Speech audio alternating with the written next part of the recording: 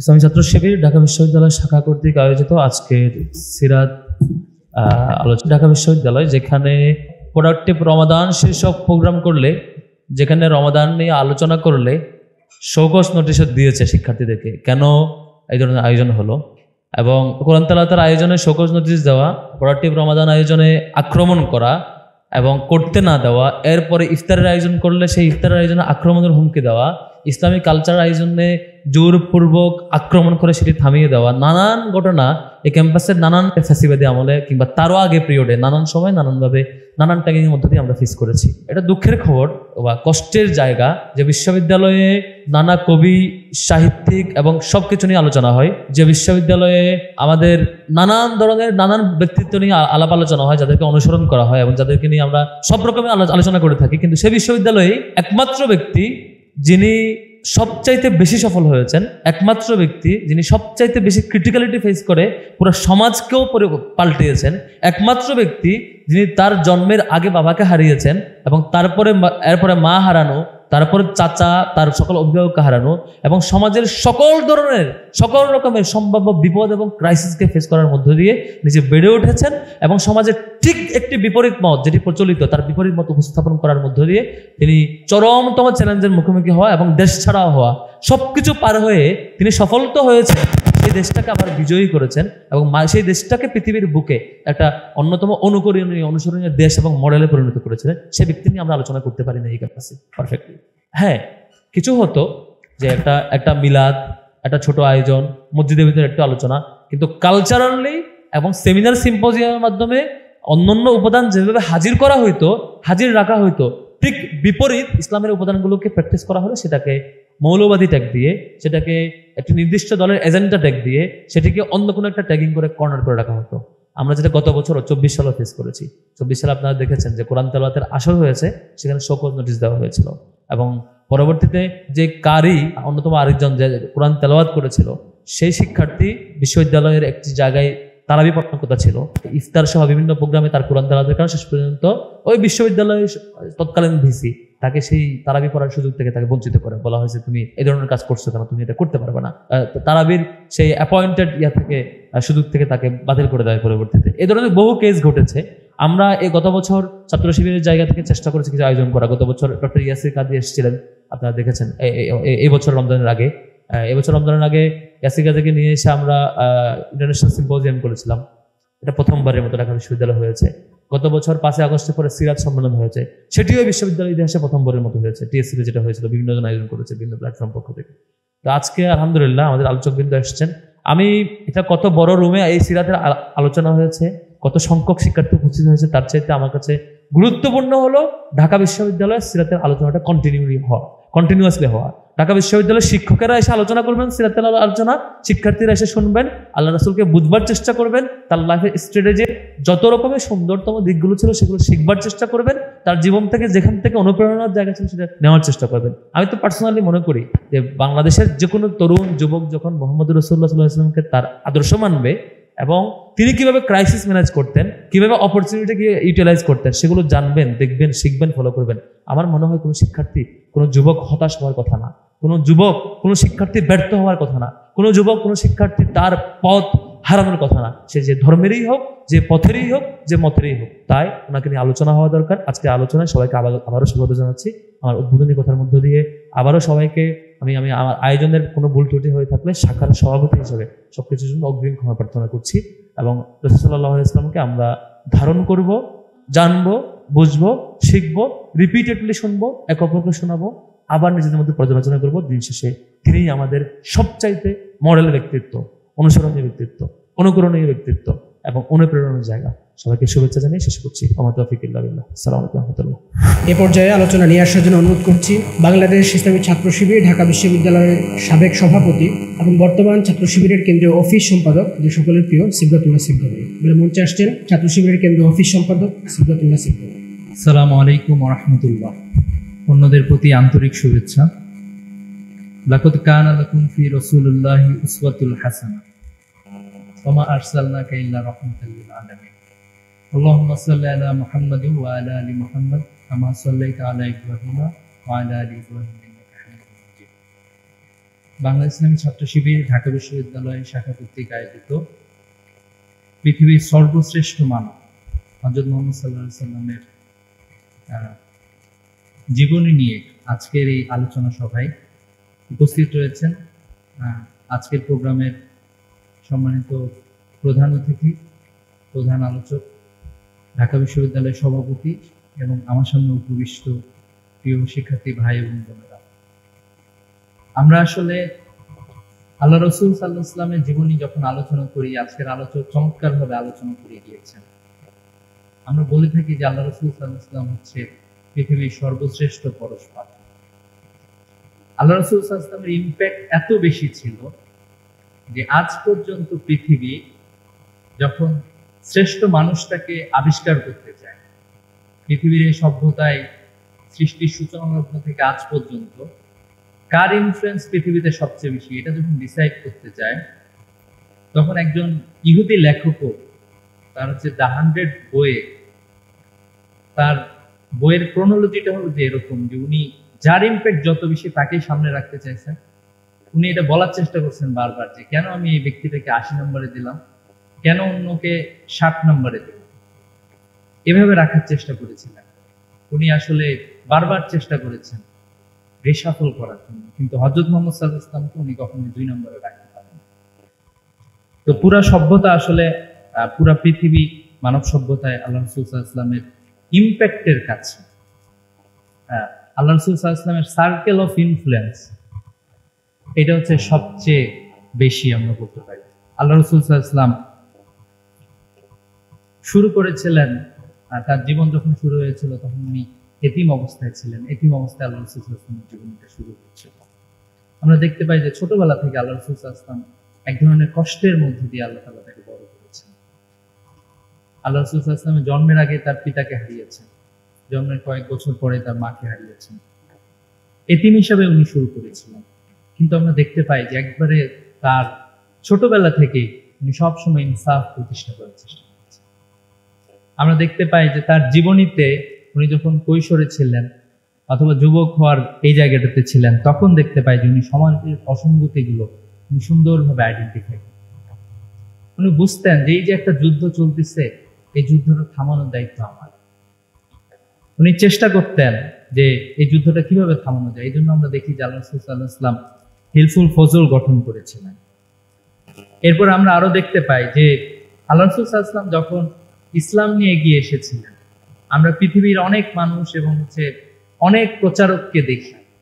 আল্লাহ রাসূল সাল্লাল্লাহু আলাইহি ওয়াসাল্লামের ক্ষেত্রে আমরা যেটা দেখি যে আল্লাহ রাসূল সাল্লাল্লাহু আলাইহি ওয়াসাল্লাম যখন উনি তার আদর্শের দিকে, পৃথিবীর সর্বশ্রেষ্ঠ আদর্শের দিকে উনি যখন ডাকা শুরু করেন, আমরা দেখি উনি প্রথমে তার আদর্শের দিকে নিয়ে এসেছিলেন তার স্ত্রীকে, হযরত খাদিজাতুল কুবরা রাদিয়াল্লাহু আনহা। এরপর আমরা দেখতে পাই যে আল্লাহ রাসূল সাল্লাল্লাহু আলাইহি ওয়াসাল্লাম সবচেয়ে কাছের বন্ধুটি, যিনি প্রথম খলিফাতুল মুসলিমিন ছিলেন, হযরত আবু বকর রাদিয়াল্লাহু আনহু। এভাবে করে আমরা দেখতে পাই যে তার বাসায় যে ছেলেটি থাকতো, ছোট্ট ছেলে হযরত আলী রাদিয়াল্লাহু আনহু, তার চাচাতো ভাই, তাকেও তিনি ইসলাম গ্রহণ করেছেন।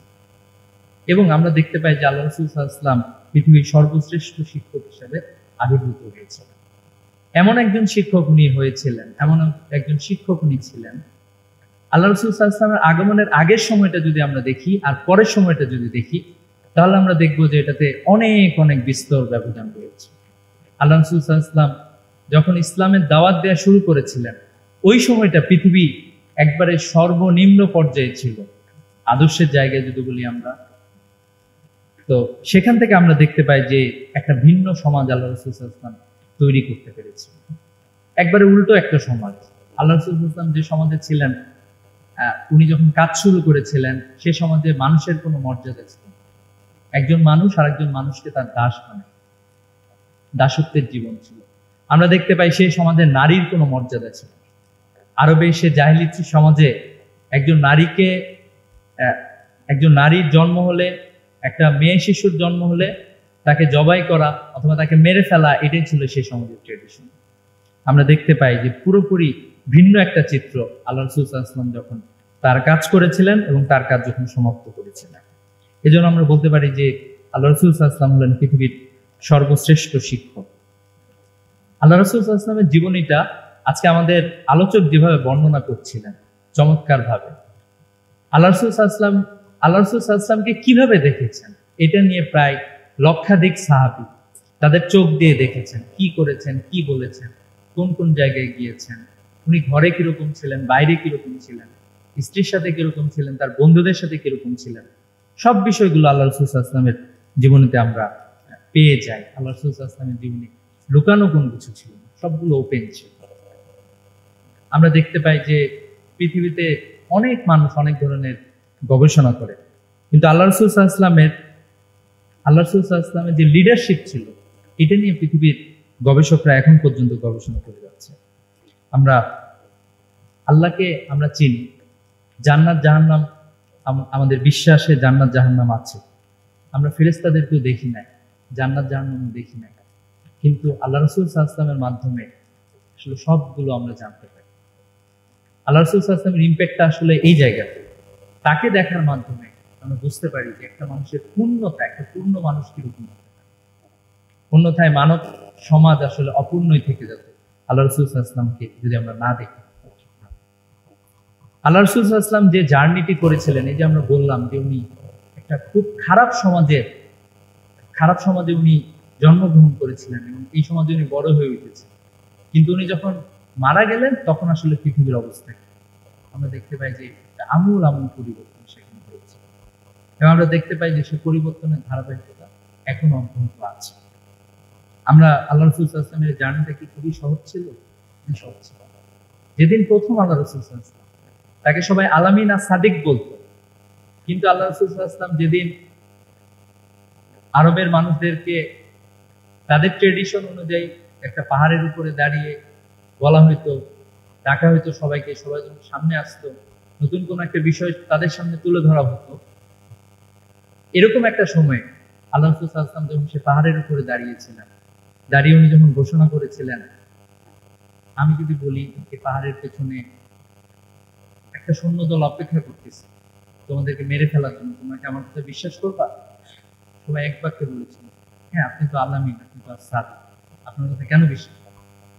আল্লাহ রাসূল সাল্লাল্লাহু আলাইহি ওয়াসাল্লাম তখন ঘোষণা দিয়েছিলেন, লা ইলাহা ইল্লাল্লাহু মুহাম্মাদুর রাসূলুল্লাহ। আমরা দেখতে পাই যে ঘোষণা দেওয়ার সাথে সাথে তার বিরুদ্ধে আক্রমণ শুরু হয়ে যায়। আমরা দেখতে পাই যে আবু লাহাব আল্লাহ রাসূল সাল্লাল্লাহু আলাইহি ওয়াসাল্লামের ধ্বংস কামনা করে। আমরা দেখতে পাই আল্লাহ রাসূল সাল্লাল্লাহু আলাইহি ওয়াসাল্লাম তার জীবনে উনি মানুষদেরকে ভালো কাজের দিকে ডাকতেন, সত্য পথের দিকে ডাকতেন। আমরা দেখতে পাই এই ডাকতে গিয়েও তাকে নির্যাতনের সম্মুখীন হতে। আমরা বাইতুল্লাহ আল্লাহ রাসূল সাল্লাল্লাহু আলাইহি ওয়াসাল্লামকে নির্যাতিত হতে দেখেছি। আল্লাহ রাসূল সাল্লাল্লাহু আলাইহি ওয়াসাল্লাম যখন সিজদা দিতেন, তার মাথায় নারী ভুঁড়ি সহ আবর্জনা তার মাথায় চাপিয়ে দেওয়া। আমরা দেখতে পাই আল্লাহ রাসূল সাল্লাল্লাহু আলাইহি ওয়াসাল্লাম তায়েফের খুবই কঠিন পরিস্থিতি। আল্লাহ রাসূল সাল্লাল্লাহু আলাইহি ওয়াসাল্লাম দেখছেন মক্কায় আর কোনো আশা আমি দেখতে পাচ্ছি না, আল্লাহ রাসূল সাল্লাল্লাহু আলাইহি ওয়াসাল্লাম তায়েফের দিকে। আমরা দেখতে পাই যে তায়েফের ঘরে ঘরে উনি গিয়ে দাওয়াতি কাজ, তার আদর্শ পৌঁছানোর চেষ্টা করেছেন। কিন্তু আমরা দেখতে পাই যে তায়েফের নেতৃস্থানীয় ব্যক্তিরা আল্লাহ রাসূল সাল্লাল্লাহু আলাইহি ওয়াসাল্লামের পেছনে একদল বালককে, তারা আল্লাহ রাসূল সাল্লাল্লাহু আলাইহি ওয়াসাল্লামের উপর পাথর নিয়ে আল্লাহ রাসূল সাল্লাল্লাহু আলাইহি ওয়াসাল্লামের পা রক্তাক্ত হয়ে যায়। আল্লাহ রাসূল সাল্লাল্লাহু আলাইহি ওয়াসাল্লাম গাছের সামনে এসে যখন দাঁড়িয়েছিলেন, তখন ফেরেশতারা এসে হাজির হয়েছে যে আপনি আদেশ দিলে দুই পাহাড়ের মাঝে তায়েফবাসীকে আমরা বিলীন করি। আল্লাহ রাসূল সাল্লাল্লাহু আলাইহি ওয়াসাল্লাম তাদেরকে থামিয়েছিলেন, বলেছিলেন যে তাদের পক্ষ থেকে তাদের কেউ ইসলাম গ্রহণ করে, এই জন্যই উনি ছিলেন রাহমাতুল লিল আলামিন। এরকম একটা কঠিন পরিস্থিতি আমরা দেখতে পাই যে আল্লাহ রাসূল সাল্লাল্লাহু আলাইহি ওয়াসাল্লাম যে কেমন ভাবে উপস্থাপন করেছিলেন। উহুদের যুদ্ধে আমরা দেখতে পাই যে আল্লাহ রাসূল সাল্লাল্লাহু আলাইহি ওয়াসাল্লামের দাঁত শহীদ হয়েছিল, আল্লাহ রাসূল সাল্লাল্লাহু আলাইহি ওয়াসাল্লাম রক্তাক্ত হয়ে গিয়েছিল। কাফেররা ভেবেছিল আল্লাহ রাসূল সাল্লাল্লাহু আলাইহি ওয়াসাল্লামকে মেরে ফেলা হবে, এখানেই মনে হয় তাদের বিজয় নিশ্চিত হলো। আল্লাহ রাসূল সাল্লাল্লাহু আলাইহি ওয়াসাল্লামের এই যাত্রায় আল্লাহ রাসূল সাল্লাল্লাহু আলাইহি ওয়াসাল্লাম সাহাবীদেরকে মূলত স্বপ্ন দেখাইছিলেন, এমন একটা সমাজের স্বপ্ন দেখাইছিলেন, খুবই কঠিন পরিস্থিতি, কিন্তু আল্লাহ রাসূল সাল্লাল্লাহু আলাইহি ওয়াসাল্লাম স্বপ্ন দেখাতেন সাহাবীদের। আমরা আল্লাহ রাসূল সাল্লাল্লাহু আলাইহি ওয়াসাল্লামের ইন্তেকালের সময়টা যদি আমরা চিন্তা করি, যে তার ইন্তেকালের পরে আল্লাহ রাসূল সাল্লাল্লাহু আলাইহি ওয়াসাল্লামের স্ত্রী বলেছেন যে আল্লাহ রাসূল সাল্লাল্লাহু আলাইহি ওয়াসাল্লাম উম্মতের চিন্তায় একটি রাতেও আরামে আসলে ঘুমাইতে পারেন। আমরা দেখতে পাই যে আল্লাহ রাসূল সাল্লাল্লাহু আলাইহি ওয়াসাল্লাম যখন ইন্তেকাল করেছিলেন, তার ঘরে কোনো স্বর্ণ ছিল না, রৌপ্য ছিল না, কোনো কিছুই ছিল না বলার মতো। ছিল, পাওয়া গিয়েছিল একটা সাদা খচ্চর, ব্যবহারের জন্য একটা অস্ত্র এবং একটা ভূমি ছিল সাধারণ। এবং যেই সম্পদগুলো পাওয়া গিয়েছিল, তিনটা সম্পদের কথা একজনের বর্ণনা এসেছে, এবং এই যে কয়েকটা সম্পদ পাওয়া গেছে এগুলো মুসলমানদের মধ্যে বিলি বন্টন করে দেওয়া হয়েছে। এবং আল্লাহ রাসূল সাল্লাল্লাহু আলাইহি ওয়াসাল্লাম যাওয়ার সময় বলে গিয়েছেন, আল্লাহ রাসূল সাল্লাল্লাহু আলাইহি ওয়াসাল্লাম ইন্তেকাল, আল্লাহ রাসূল সাল্লাল্লাহু আলাইহি ওয়াসাল্লাম বিদায় হতে ভাষণে আল্লাহ রাসূল সাল্লাল্লাহু আলাইহি ওয়াসাল্লাম বলে গিয়েছেন, আমি চলে যাচ্ছি কিন্তু আমার আদর্শ থেকে যাই। আল্লাহ রাসূল সাল্লাল্লাহু আলাইহি ওয়াসাল্লাম বলেছিলেন যে তারাকতুম ফীকুম আমরাইন লান তাদিল্লু মা তামাসসাকতুম বিহিমা, আমি তোমাদের নিকট দুইটা জিনিস রেখে যাচ্ছি, তোমরা যদি এগুলো ধারণ করতে পারো তাহলে তোমরা পথ হারাবে না। আমরা যদি এখন চিন্তা করি, আমরা এমন একটা বিশ্ববিদ্যালয়ে আছি, যে বিশ্ববিদ্যালয়ে অসংখ্য লেখক, অসংখ্য দার্শনিকের দর্শন করেন প্রত্যেকটা সেমিস্টারে বিভিন্ন জায়গা থেকে, কিন্তু আমরা দেখতে পাই না। দু একটা ডিপার্টমেন্ট ছাড়া আল্লাহ রাসূল সাল্লাল্লাহু আলাইহি ওয়াসাল্লামের জীবন পাঠে তেমন কোনো আয়োজন আসলে নাই। আমরা আসলে আল্লাহ রাসূল সাল্লাল্লাহু আলাইহি ওয়াসাল্লামের জীবনটা যেভাবে জানা দরকার, বিশেষ করে যারা বিচক্ষণ মানুষ, বাংলাদেশ যে সংকটের মধ্যে দিয়ে যাচ্ছে সেই সংকট নিরসনে আল্লাহ রাসূল সাল্লাল্লাহু আলাইহি ওয়াসাল্লামের আদর্শ যে সবচেয়ে বড় সমাধান হতে পারে, এই সমাধান আমরা আমাদের পাঠ্যপুস্তকে আসলে দেখতে পাই না। আমরা আদর্শ নেতা হিসেবে হযরত মুহাম্মদ সাল্লাল্লাহু আলাইহি ওয়াসাল্লামকে দেখতে পাই যে আল্লাহ রাসূল সাল্লাল্লাহু আলাইহি ওয়াসাল্লাম অসংখ্য স্বপ্ন দেখাইছিলেন। আজকে যেমন আমরা দেখতে পাচ্ছি, অলরেডি আমরা বলা শুরু করেছি যে ঢাকা বিশ্ববিদ্যালয়ে যারা ডাকসুকে নির্বাচন করেছে, তারা কি তাদের যে কর্মসূচি তারা ঘোষণা করেছে, তারা কি সেগুলো বাস্তবায়ন করতে পারছে কিনা, শিক্ষার্থীরা কিন্তু তাদের কাছে খোঁজখবর নিচ্ছে, এবং আমরা তাদেরকেও দেখছি তারা দৌড়াচ্ছে। আল্লাহ রাসূল সাল্লাল্লাহু আলাইহি ওয়াসাল্লামের জীবনীতে আমরা যেটা দেখতে পাই যে আল্লাহ রাসূল সাল্লাল্লাহু আলাইহি ওয়াসাল্লাম সাহাবীদেরকে আসলে এরকম একটা সমাজের স্বপ্ন দেখাচ্ছে, একটা কঠিন সমাজ, একটা খুবই খারাপ সমাজ, এখান থেকে আমরা খুবই ভালো সমাজে যাব। আল্লাহ রাসূল সাল্লাল্লাহু আলাইহি ওয়াসাল্লাম খুবই দুর্দিন, খুবই কঠিন সময় উনি সাহাবীদেরকে নিয়ে বসছেন। আল্লাহর নবী কিন্তু আমরা আসলে কিভাবে এই সমস্যার সম্মুখীন হব, খন্দকের যুদ্ধ, আহজাবের যুদ্ধ, একটা কঠিন পরিস্থিতি, আল্লাহ রাসূল সাল্লাল্লাহু আলাইহি ওয়াসাল্লাম সাহাবীদের নিয়ে বসলেন। আল্লাহ রাসূল সাল্লাল্লাহু আলাইহি ওয়াসাল্লাম পরামর্শ নিলেন হযরত সালমান ফারিসি রাদিয়াল্লাহু আনহুর কাছ থেকে, এবং আমরা দেখতে পাই যে আল্লাহ রাসূল সাল্লাল্লাহু আলাইহি ওয়াসাল্লাম যখন এরকম একটা কঠিন পরিস্থিতি, অনেক দিন ধরে সাহাবীরা পাথর মাটি খুঁড়তেছেন মদিনাকে রক্ষা করার জন্য, এমন একটা সময় আল্লাহ রাসূল সাল্লাল্লাহু আলাইহি ওয়াসাল্লামের পেটে অনেক ক্ষুধা, বিভিন্ন জায়গায় বর্ণনা এসেছে উনি পেটে পাথর বেঁধেছেন ক্ষুধার জ্বালায়, সাহাবীরাও ক্ষুধার্ত, বিরোধী পক্ষে শত্রুরা আক্রমণ করার জন্য প্রস্তুত, তারা আসতেছে। এরকম একটা সময় আল্লাহ রাসূল সাল্লাল্লাহু আলাইহি ওয়াসাল্লাম তার সাহাবীদেরকে স্বপ্ন দেখাচ্ছেন। আল্লাহ রাসূল সাল্লাল্লাহু আলাইহি ওয়াসাল্লাম স্বপ্ন দেখাচ্ছিলেন যে এমন একটা সময় আসবে যখন রোম জয় হবে, পারস্য জয়, এমন একটা সময় আসবে, এমন একটা সমাজ আসবে, সানা থেকে হাজরে মাউত পর্যন্ত একজন নারী রাতের অন্ধকারে হেঁটে যাবে, আল্লাহ ছাড়া তাকে পৃথিবীর আর কোনো কিছুকে ভয় করতে হবে। আমরা দেখতে পাই যে ইতিহাস সে সমাজ দেখেছি, ইতিহাস সে সভ্যতা দেখেছি, এবং পৃথিবী সে সভ্যতা থেকে অনেক কিছুই গ্রহণ করেছে, পৃথিবী সে সভ্যতা থেকে ঋদ্ধ হয়েছে, সমৃদ্ধ হয়েছে। আমরা দেখতে পাই যে ইসলামের এই শক্তি, ইসলামের এই পথ চলা মক্কা ছাড়িয়ে ইউরোপে গিয়েছে, আফ্রিকায় গিয়েছে, পুরো পৃথিবীব্যাপী ছড়ায় গিয়েছে।